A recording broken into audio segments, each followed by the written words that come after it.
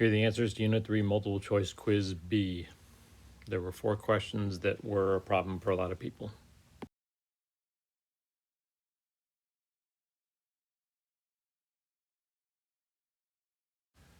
So the first question involves the design of an experiment. There are 80 people and they are sent to 2 different treatment groups, and you have to analyze the results of the experiment. So the first step when you're given a lot of information is to highlight important vocabulary. First thing you notice is that the 80 people were volunteers. They were randomly allocated 40 and 40 to the 2 different groups, and after the experiment was completed, the results were statistically significant.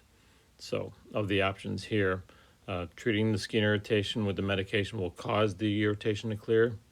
Can't say that for sure. There was no difference in the effectiveness of the 2 lotions. Well, you were told it's statistically significant, so B is out. C, any conclusion is problematic because the participants were volunteers and were not randomly selected from the population. That's a true statement. D, there is enough evidence to conclude that the medicated lotion is more effective than the non-medicated lotion in treating the skin irritation. That's also a correct statement. And then E, of the people whose skin irritation cleared, the difference between the 2 groups was only 20, too small for generalization. That's not true. You can make generalizations from small groups. So now we're down to choosing between C and D, and the very slight difference between the 2 of them is the conclusion isn't problematic, it's the generalization that's problematic. Even though they were volunteers, because they were volunteers, you can't generalize to the general population, but the conclusion that the medicated lotion is more effective is sound and valid. So among your population of volunteers, not the sample of volunteers, but the population of volunteers, you have a cause and effect relationship. You just can't generalize that to the larger group. So while there are 2 pretty good answers, D is the best one. Next question is also about an experiment. Diane selects 10 shrubs and randomly assigned a different pruning method to each shrub, and you're supposed to find the correct statement about this experiment. Well, the fatal flaw in this experiment is that it's missing one of the 3 principles of experimental design. You should know that the 3 principles of experimental design are randomization, replication, and control.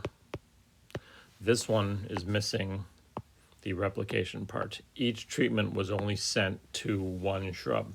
There is randomization because the treatments were randomly allocated to the 10 different shrubs, and there is control because there are 10 different groups to compare. The problem is there's only 1 treatment within each group. So you are missing replication, which means choice C is the best option for why this is not a well-designed experiment.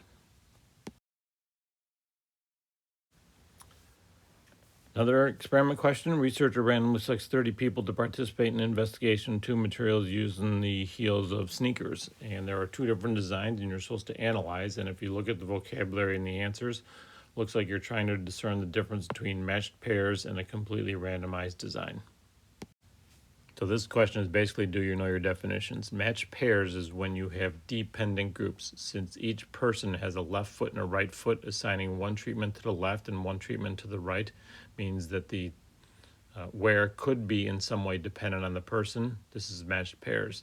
If you completely randomize the treatment to people, that's a completely randomized design, and your 2 groups are independent. So the correct option here is matched pairs for choice 1. And completely randomized for choice 2, for design 2. Correct answer is B. And then the last question in this unit is again about an experiment where you have 2 types of paint and 3 types of metal, and how many experimental units are in the experiment. So organizing your thoughts, there are 2 types of paint, A and B. There are 3 types of metal, 1, 2, and 3. You have 30 people available. 10 will be sent to metal 1, 10 will be sent to metal 2, and 10 will be sent to metal 3. And it says that half within each group are going to be given A or B. Set up this way, there are 30 people available. The correct answer for the number of experimental units is D, 30. 3 vocabulary words that are important in the design of experiment is factors, levels, and treatments. There are two factors, the metal and the paint. There are 5 levels, A, B, 1, 2, 3, and there are 6 different treatments. A1, B1, A2, B2, A3, C3.